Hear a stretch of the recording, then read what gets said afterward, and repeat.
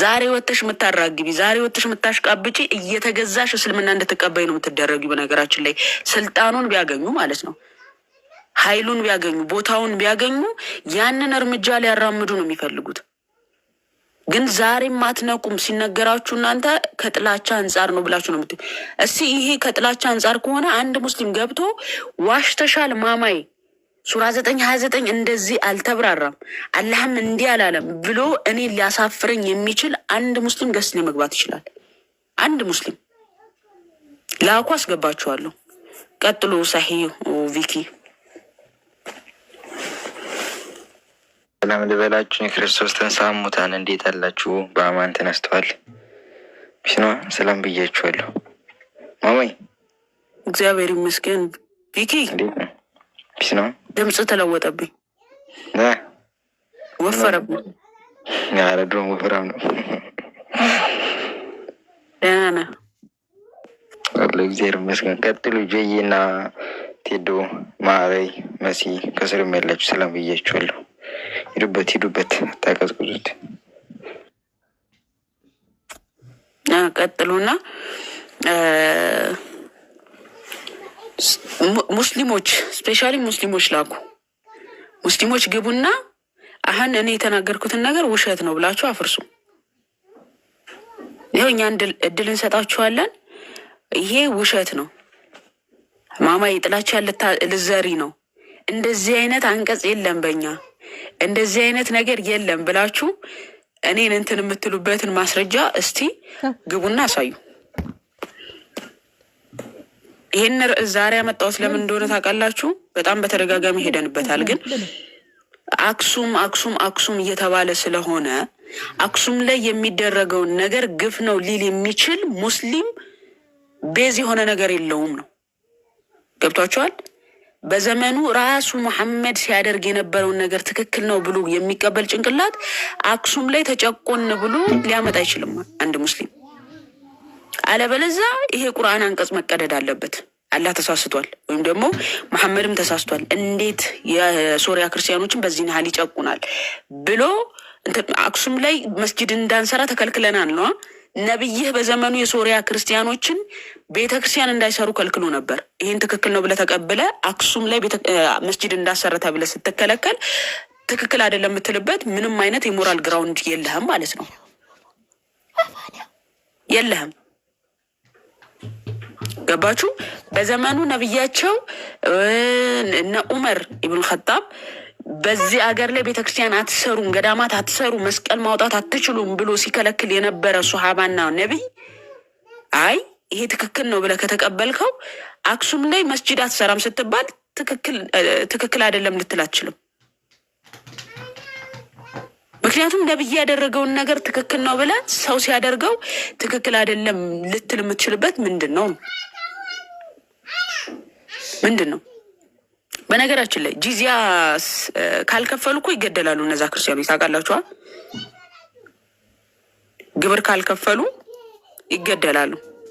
ግብር ከፍለውም ነው እንደዚህ ደግሞ ተጨቁነውም የሚኖሩት። ቆራረጥ፣ መስቀል ማውጣት፣ ከሙስሊም በታች እንዲሆኑ ማድረግ፣ እነዚህ ሁሉ የሚካሄዱባቸው እኮ ግብርን ከፍለው እኮ ነው። ከተቀበሉ ግን በአላህ ካመኑ ግን ክብር ያገኛሉ። አንቀበልም ካሉ ግን ከሙስሊም በታች እንደሆኑ አድርጋችሁ አዋርዷቸው ነው እያለ ያለው። ይህንን ትክክል ነው ብሎ የሚቀበል ጭንቅላት ዛሬ ላይ አክሱም ላይ እንዲተደረግን ብሎ ሊቃወም የሚችልበት ምንም አይነት እንትን የለውም፣ መስፈርት የለውም። አይ አላህ እንደዚህ አላለም መሐመድም እንደዚህ አላለም ካልን ዛሬ ቁርአንን አውጥተን ፊታችሁን ቀደዋለን ማለት ነው። በቃ ይህ አንቀጽ የአላህም ካልሆነ የመሐመድም ካልሆነ በቃ ይቀደድ። አረ አላህና መሐመድ ካላደረጉት ማለት ነው። ግን እሱን ኑ ግቡና እንየው። አድርጓል ወይስ አላደረገም? አላህ ብሏል ወይስ አላለም የሚለውን ማለት ነው። ቀጥሉ።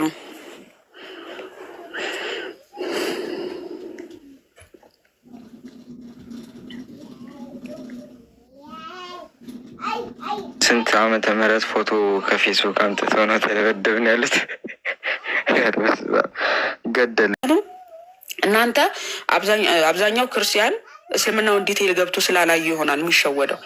እኔ ስላየሁት ይሁን ድራማቸው ጥግ ድረስ አውቀዋለሁ። ጥግ ድረስ ምን አስበው ገና የሆነች መግለጫ ከወጣች በሙስሊሙ ኡማ ምን አስበው ያንን መግለጫ እንዳወጡት ቀድሜ አስበዋለሁ።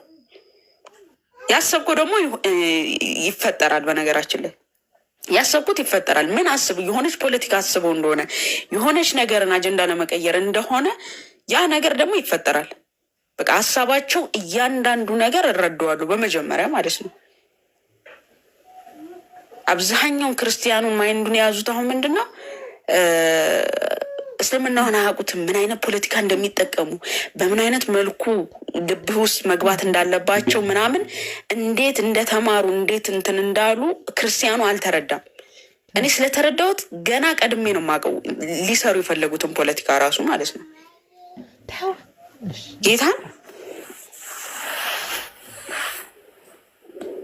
በጣም በማይሆን ነገር ሀገሪቱን አመሷት። አንድ አደረጓት እኮ ተደበደብን በሚል ብቻ የሚመሻቸው ይችላል። እውነት ግን ማጨብጨብ ላለብን ነገር ማጨብጨብ አለብን። የኛው ህዝባችን ቆዳው እየተገፈፈ አሸዋ ተሞልቶበት ይጎተታል። የለም ድምፅ እና በዛ በኩል ተደበደብን በሚል ብቻ የሚገርም ነው። ኪኩ የሚገርም አንድነት እኮ ነው። እውነት ይጨበጨበላቸዋል። የኛው ህዝብ ዝተት አሁንም ዘረኝነት ላይ ነው። ስም ይጠቅሳል፣ እንትና ይላል፣ ቦጆ ይላል፣ ጎጆ ይላል፣ ጆጆ ይላል። እማጠቅሱት ዘር የለ እማጠቅሱት ከክርስቲያናዊነት በላይ ምን ይበልጣባቸዋል? እኔ ግራ ነው የሚገባኝ። እና አንድነት ከምንም ነገር በላይ ነው። አሁን አርሲ ዞን ላይ የሚደረጉ ነገራቶች ያን ያክል ድምፅ ሳያገኙ ተደበደብን በሚል ብቻ አስቡት። ይሄ እኮ የሚገርም አንድነት በአንዴ ነው። ደግሞ ምንም ኮንተንት ይኖራችሁ በቃ ሙስሊሞች ከሆኑ ለዚህ ነገር እግረ መንገዳቸው ረገጥ አድርገውት ያልፋሉ። እህት ወንድሞቻችን ደግሞ በአክሱም እየተጨቆንብን ነው ምናምን ነገር። እኔ እኮ በጣም የሚገርመኝ ስለ አክሱም ቲቪ ላይ ሁላ አቀርቧል። አባይ ቲቪ ላይ ትናንትና እያየሁት አክሱም ላይ እየተደረገ ያለው ምናምን ዜና ላይ አቅርቦት፣ አርሲ ላይ እንደዛ ሲፈጠር ዜና ላይ ያላቀረቡ ሰዎች አክሱም ሲሆን እስከ ዜና ድረስ ሄደዋል። የእኛ ቲቪ እንትን ቻናል ያላቸው በጣም ሶሻል ሚዲያ ተጠቃሚዎች ከፍተኛ ሶሻል ሚዲያ ተጠቃሚዎች ምናምን አጀንዳቸው አላረጉትም። አርሲ ላይ የሚጨፈጨፈው ሽርካ ላይ የሚጨፈጨፈው ኦርቶዶክሳውያን ማለት ነው። በአንድ ቀን 20 ኦርቶዶክስ እየተጀፈጀፈ በአንድ ቀን 30 ኦርቶዶክስ እየታረደ አጀንዳ ሳያደርጉ አክሱም ላይ ግድያ እንኳን የሌለበት አካባቢ ማለት ነው ቲቪ ላይ እስከ ማቅረብ ደርሰዋል። የእኛ ኡማ ግን የለም፣ አጀንዳ አይደለም፣ ምንም አይመስላቸው። ኧረ በኢየሱስ ምን አይነት እንትን እንደሆነ ማለት ነው። እሺ ቪኪ ልታወራ ነው፣ ቀጥል። በጣም አይኛው እግረ መንገዳቸው በዚያው እንዲመለከቱ ነው ማማይ የእስልምና የጀርባ ገጽታ እንድታዩ የገባችሁ ኢስላሚክ ቴሮሪዝም እያላችሁ ተመልከቱት። ግን ከ30 እድሜ በታች ሆናችሁና ነው በላይ የሆናችሁና ከ60 እድሜ በታች ሆናችሁ አዛውንትና ህጻናት እንድታዩት አይመከርም። ስነ ልቡናዊ ጉዳትም ሊያደርስባችሁ ስለሚችል ከዛ ውጭ ያላችሁት ግን እየገባችሁ ተመልከቱት። ታረዱ አልተባላችሁ የሚታረዱት ነገራችን ላይ የኦርቶዶክስንም እንባ የሚቀማ አይደለም ፕሮቴስታንቱ ማህበረሰብ። በነገራችን ላይ አብዛኛውን ጊዜ የኛ ኦርቶዶክስ ኃይሉ በእነሱ ላይ ነው የሚያይለው። አሁን ፕሮቴስታንት የሆነ ነገር አደረገ እናው ላይ ደፍሮ የሚናገር እንደው መምህር ጳውሎስ በጣም ጎበዝ ናቸው። እሳቸውን አደንቃለሁ። በነገራችን ላይ ፊት ለፊት ይናገራሉ። ፊት ለፊት ነው የሚናገሩት። ፕሮቴስታንት ላይ ሲሆን ነው ኃይላችን የሚያይለው። በቃ በስድቡም በትችቱም በምኑም ፕሮቴስታንት እንደ ሙስሊሙ እምባህን አይቀሙህም። ባይዘወይ እምባህን አይቀሙህም። እዚህ ጋር ግን እየተበደልክ ሙስሊም እኮ ምን አይነት ፖለቲካ እንደሚሰራበት አውቃለህ? እስኪ የትኛው ፕሮቴስታንት ነው ሰው ገሎ ፖለቲካ ሲጠቀም የምታዩት? ሙስሊሙ ምን አይነት ፖለቲካ እንደሚሰራ ታውቃለህ? አርሲ ላይ ጭፍጭፍ ያደርግህና አርሲ ክልል ጭፍጭፍ ያደርግና ባለማህተሙን ከዛ ወደ አማራ ክልል ይሄድና የአህባሹን ሼክ ይገላል። ዋህብያው ማለት ነው። ከዛስ ይመጣና ያራግባል። የኡስታዛችን ተገደሉ፣ ሰው የሚያስበው ምንድን ነው? ክርስቲያን ያንን ኡስታዝ እንደገደለው ነው። እነሱ ግን እርስ በርሳቸው እየተላለቁ ያሉ ሰዎች ናቸው። አድፍጠው የዋህብያውን ኡስታዝ ይገሉን፣ የአህባሹን ኡስታዝ ይገልና ክርስቲያን እንደገደለ አድርጎ ያራግባል። ከዛስ የአርሲውን ጩኸት ጅም ያደርገዋል ማለት ነው። የአርሲውን ለቅሶ ያረሳሳል ማለት ነው። ትንሽ ይቆይና ደግሞ ይሄድና በጅምላ ጅም አድርጎ መልሶ የአህባሹን አንድ ሼክ ይገልና ጩኸትህን ይቀማሃል። ክርስቲያን እንዳደረገ ይታሰባል ማለት ነው። እንዲህ ከሆነ ፖለቲካ እየተሰራብህ ያለው የትኛው ፕሮቴስታንት ነው እንደዚህ አይነት ድራማ ሲጠቀም የምታየው? አንዳንዴ የሆነ ሚዛናዊ ሁኑ። በቃ ድፍረት ባለባችሁ ደፍራችሁ መናገር ባለባችሁ ቦታ ተናገሩ። እኔ ሁሌ እታዘባለሁ ጌታን። እነሱ ላይ ሲሆን ያለው ኃይል ያለው ብርታት ያለው እንትን አንድ መምህር ራሱ ማይኩን ከያዘ ቀኑን ሙሉ ፕሮቴስታንቶች ብሎ ሲያወራ ቢውል አይደክመውም። እስልምና የምትባሏን ነገር ግን ሲፈራ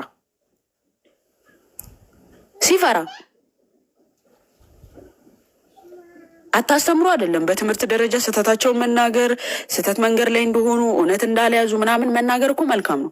ግን ደግሞ ትችታችሁ በጣም በዛ። እስልምናው የሚያደርገው ነገር አይታያችሁም? ሁሌ ፕሮቴስታንት ህዝቡ ምእመኑ ለፕሮቴስታንት ጥላቻ እንዲኖርበት ነው ጭራሽ የምታደርጉት። ጭራሽ እዚህ ቲክቶክ ላይ ታዘቧቸው እስቲ። ትችቱ ራሱ ወደ ማን ነው የሚያመዝነው? እነሱን ለመተቸት እንዴት ፍጥነታችን ራሱ ማለት ነው። እስልምናው ላይ ግን ስታሽቃብጡ ነው የምትታዩት። ስታሽቃብጡ ለምሳሌ ያህል የፕሮቴስታንት መዝሙር ስህተት ነው እንደኔ፣ የእስልምና ነሺዳ ስህተት ነው እንደኔ። አንድ ኦርቶዶክስ ነሺዳ ከሚልና አንድ ኦርቶዶክስ የፕሮቴስታንት መዝሙርን ከሚዘምር የትኛውን ትደግፋላችሁ? ነሺዳ የሚለውን ትደግፋላችሁ። ባይዘው ነሺዳ የሚለውን ትደግፋላችሁ። ሁለቱም ስህተት ናቸው።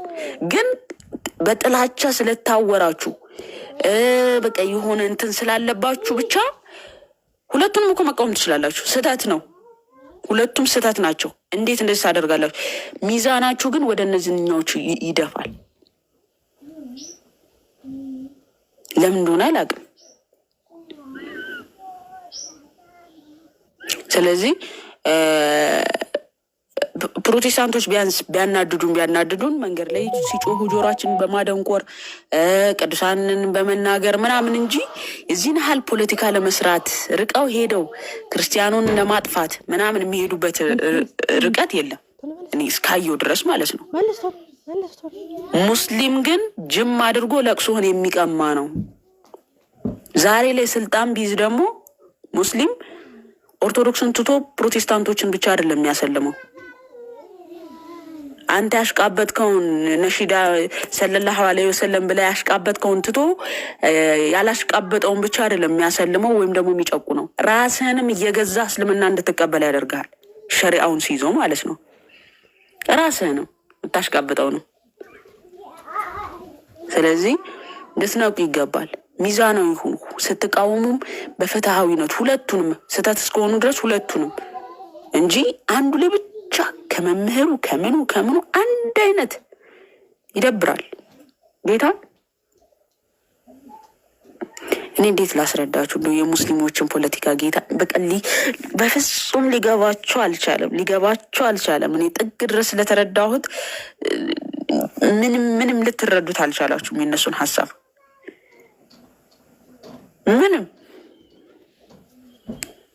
ምናምን ብለው ነው የሚቀበሉት። አንዱ ኡስታዝ ሲሳክስባቸው ማለት ነው። ያ ኡስታዝ አቡበከር አሁን በስንት ሚዲያ ላይ ነው ስንት አይነት ነገር ሲቀላምድ፣ ሁሉም ኦርቶዶክስ ናቸው ኢንተርቪው ያደረጉት። ኦኬ አዎ ምናምን እያሉ ነው የሚቀበሉት። በቃ አንድን ፓስተር ወይም ደግሞ አንድን ፕሮቴስታንት ጋብዘው እንደዛ እንዲያወራ አይፈቅዱለትም። ባይዘው አይፈቅዱለትም። ፍቃዱ አይደለም። ከእናንተ የተጫናችሁ አህያ ናችሁ ብዬ ነው ማምነው። እናንተ ሰው እንደነዚህ አይነት ሰዎች አህያ የጫኗትን ሁሉ አምጥታ የምታራግፍ አይደለች? እንደዚህ አይነት ሰዎች ናችሁ። በነገራችን ላይ እዛው ፊቱ ስለ እስራኤል አንስቶ አሁን ምሳሌ ኡስታዙ ለምሳሌ አሁን እስራኤል ኢየሱስን የገደሉት አገር ናቸው፣ ግን ክርስቲያኑ ይችን እስራኤልን ይደግፋል እያለ ያዳምጠዋል ማለት ነው። ዘገምተኛ ባይሆን እኛ እኮ ቅድስት እስራኤልን የምንጠብቃት የምንወዳት ደግሞ እንትን የምንላት የአምላክ ትእዛዙን አምላክ ከሰማያት ሰማያት ወርዶ ከድንግል ማርያም ተወልዶ ሞቶ ያረገባት ቅድስት ሀገር ናት። ሰዎቹን ሳይሆን ሀገሪቱን ጌታ ያረፈባት ሀገር ናት በሚል ነው እንጂ እኛ ሰዎቹን አይደለም። የነቢያት ሀገር ናት፣ ነቢያት አጽማቸው የረገፈበት ሀገር ናት ብለን ነው እንጂ አሁን ላይ ያሉትን አይሁዳውያንን ደግፈን አይደለም ብሎ እኮ ማብራራት ይችላል እያለ ያዳምጠዋል ማለት ነው። ሁሉም የሚሰበከው በምንድን ነው? በየራሱ ሚዲያ እየጠራ ሙስሊሙን ይሰበካል። አንድ ሙስሊም ሚዲያ ላይ ጠርቶ ሲያሰብክ አይታችኋል? ራሱን አንድ ክርስቲያን እንዲሰብከው ፍቃድ ሲሰጥ አይታችሁ ታውቃላችሁ?